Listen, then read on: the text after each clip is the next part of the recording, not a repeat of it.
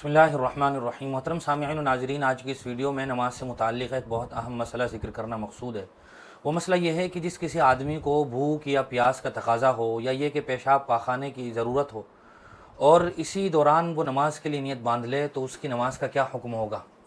اس مسئلے کی تفصیل میں جانے سے پہلے اس بات کا سمجھنا بہت ضروری ہے کہ نماز ایک ایسی اہم ترین عبادت ہے جس کے لیے یکسوئی اور انہماک ضروری ہے۔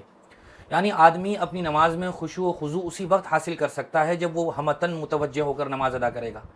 کہیں ایسا نہ ہو کہ آدمی کا ذہن و دماغ دوسری دنیا میں سیر کر رہا ہو، دکان کے کاروبار کے حساب کتاب میں مشغول ہو، یا یہ کہ جیسا کہ سوال میں پوچھا گیا ہے اسے بھوک کا شدید تقاضا ہو، سخت پیاس لگی ہو، یا یہ کہ بہت زیادہ پیشاب یا پاخانے کا تقاضا ہو اور وہ آدمی اسی حالت میں نیت باندھ لے۔ تو جہاں تک تعلق ہے نماز کے فریضے کی ادائیگی کا، تو نماز کا فریضہ تو ذمے سے اتر جائے گا۔ اگر کوئی سخت بھوک پیاس میں یا سخت پیشاب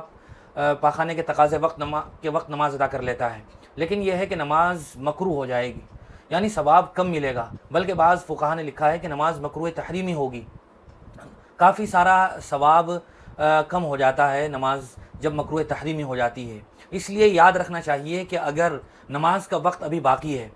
اور کسی آدمی کو سخت پیاس لگی ہے یا بھوک لگی ہے تو وہ پہلے کھانے سے پینے سے فارغ ہو جائے، اس کے بعد وہ نماز ادا کر لے۔ اگر ایسا ہو کہ محلے میں کئی مسجدیں ہوں اور اس کے جو پڑوس کی مسجد ہے وہاں تو نماز کا وقت ہو گیا ہو، لیکن جو اس کے بعد دوسری مسجد ہے، اسی کے محلے میں علاقے میں دوسری مسجد میں تھوڑا ابھی وقت باقی ہے، وہاں جا کر جماعت کے ساتھ نماز ادا کر لے۔ لیکن اگر جماعت بھی فوت ہو جانے کا خطرہ ہو اور سخت بھوک اور پیاس لگی ہو لیکن نماز کا وقت باقی ہو تو وہ پہلے اپنے کھانے پینے سے فارغ ہو جائے، اس کے بعد نماز ادا کرے۔ اس صورت میں اس کی نماز ادا ہو جائے گی، البتہ جماعت کی فضیلت سے محروم رہے گا، پر نماز مکروہ تحریمی نہیں ہوگی۔ اسی طرح کسی آدمی کو پیشاب یا پخانے کا تقاضا ہے اور وہ اسی حالت میں نیت باندھ لے تو اس کا سارا ذہن و دماغ اسی طرف متوجہ رہے گا۔ اس لیے مسئلہ یہ ہے کہ اگر نماز کا وقت ابھی ختم نہیں ہوا ہے، میں کھانا بھی کھا لوں گا یا یہ کہ پیشاب پاخانے سے فارغ ہو جاؤں گا اور ابھی بھی وقت باقی ہوگا، تسلی کے ساتھ میں نماز پڑھ سکتا ہوں، تو پہلے وہ اپنے قضاء حاجت سے فارغ ہو جائے، پیشاب پاخانے سے فارغ ہو جائے، اس کے بعد وہ اپنی نماز پڑھے۔ اس صورت میں بھی اگر جماعت نہیں ملی ہے تو نماز انسان کی بغیر کراہت تحریمی کے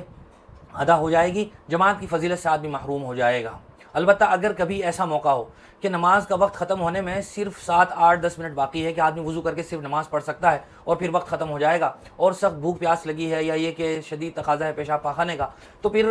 آدمی پہلے اپنی نماز پڑھ لے۔ کہیں ایسا نہ ہو کہ نماز قضائی ہو جائے، نماز کی قضا ہونے کا گناہ پھر اور بھی زیادہ ہے، سنگین جرم ہے، تو لہذا آدمی اپنی نماز پڑھ لے پہلے تقاضے کے وقت ہی، بھوک یا پیاس کا تقاضا ہو، پیشاب پاخانے کا تقاضا ہو اور وقت بالکل کم باقی ہو، 5، 7، 8، 10 منٹ باقی ہوں، تو پہلے اپنی نماز ادا کر لے، تو نماز ادا ہو جائے گی، مکروہ تحریمی بھی ہوگی۔ آدمی بلا وجہ اگر وہ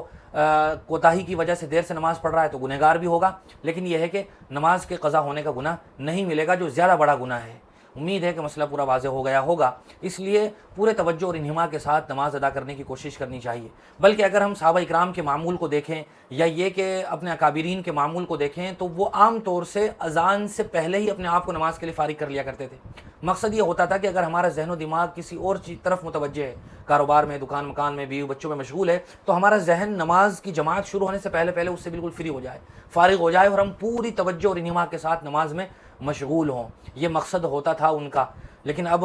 کہا یہ جاتا ہے کہ پہلے جلدی نماز پڑھ لو، بعد میں پھر تسلی سے کھانا کھائیں گے۔ حالانکہ ہونا ہی چاہیے کہ پہلے کھانے سے جلدی فارغ ہو جائیں اور پھر تسلی کے ساتھ ہم نماز پڑھیں گے، پورے خشوع و خضوع کے ساتھ، آداب و مستحبات کی رعایت کے ساتھ، نوافل اور سنن کے ادائیگی کے ساتھ ہم پھر اپنی نماز پڑھیں گے۔ اللہ تعالی ہم سب کی نمازوں میں خشوع و خضوع پیدا فرمائے اور ہمیں ہمتاً متوجہ ہو کر نماز کی ادائیگی کی توفیق مرحمت فرمائے۔ وآخر دعوانا الحمدللہ رب العالمین۔